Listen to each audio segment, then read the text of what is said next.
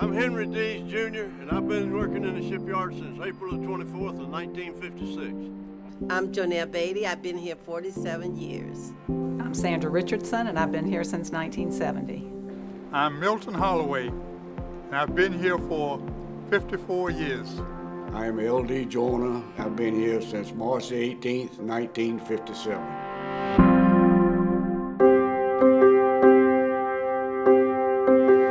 When I came in, I was overwhelmed. Never having been in an area seemingly as busy or as large as this to work. As a matter of fact, except for the military, this was my first real job.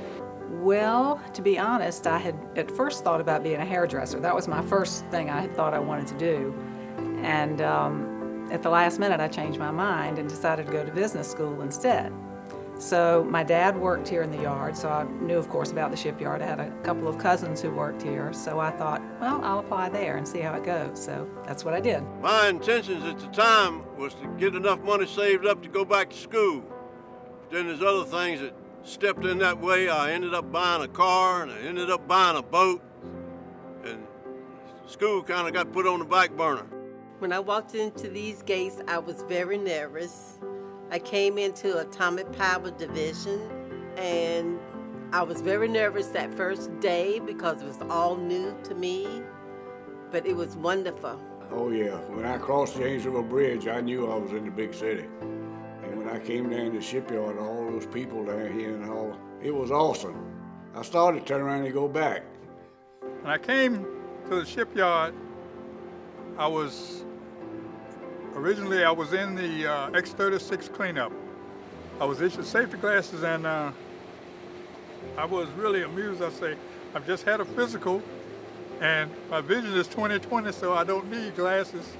However, I realized that working in this environment, safety equipment was required. I was hired in as a stenographer, which was like an admin these days. My role has not changed that much at all. It's just gotten busier, maybe.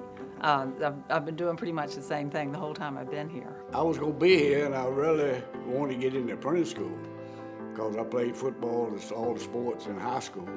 And I got married in September the 21st, and back then, you couldn't be married and be in the apprentice school. So that knocked that out.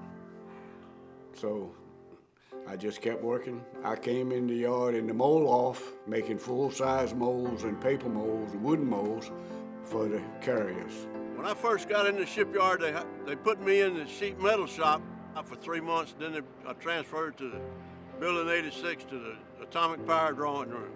I ended up getting drafted in 1959. And I went to see the HR man in the Atomic Power Division. He told me to go over to the apprentice school and fill the papers out to go in reserves, which I did, and I got accepted in the reserves. And in the meantime, I had just had a raise about 3 months before that. They gave me another raise to put me in the senior designer bracket because I was working in the drawing room on the drawing board 2 years before they laid the keel of the USS Enterprise. And back then, we had the typing pool. It had all kinds of typewriters in there. And that typewriter section handled all the typing for all the managers and supervisors at that time. So we were like all around doing different jobs to be backups for different people. There were times when there were like barges being built and things like that, and so the people that we worked with wanted to make a ceremony of it. So they took a picture of me with a bottle of, I don't know, some kind of booze wrapped up in something weird, and I, slammed it against the barge. And then in the, I'm not sure what year it was, that the Navy stopped supporting keel layings. So we decided to have our own keel laying when the San Francisco, the submarine, the SSN 711 was built. We had our own keel laying ceremony, and so I had my initials welded into a plate and put into the submarine. My whole family was in the shipyard, my mother, my daddy, and my 2 brothers. And at one time, we covered the shipyard 24 hours a day. There was one of us in the shipyard 24 hours a day. Well, the shipyard to me is that I have been in different areas, different departments. And I have seen a lot. And I have done a lot of different things in different areas. And I'm just so happy to just be part of it. A master shipbuilder means to me that you're among now the elite in the shipyard. 40 years of service to one company.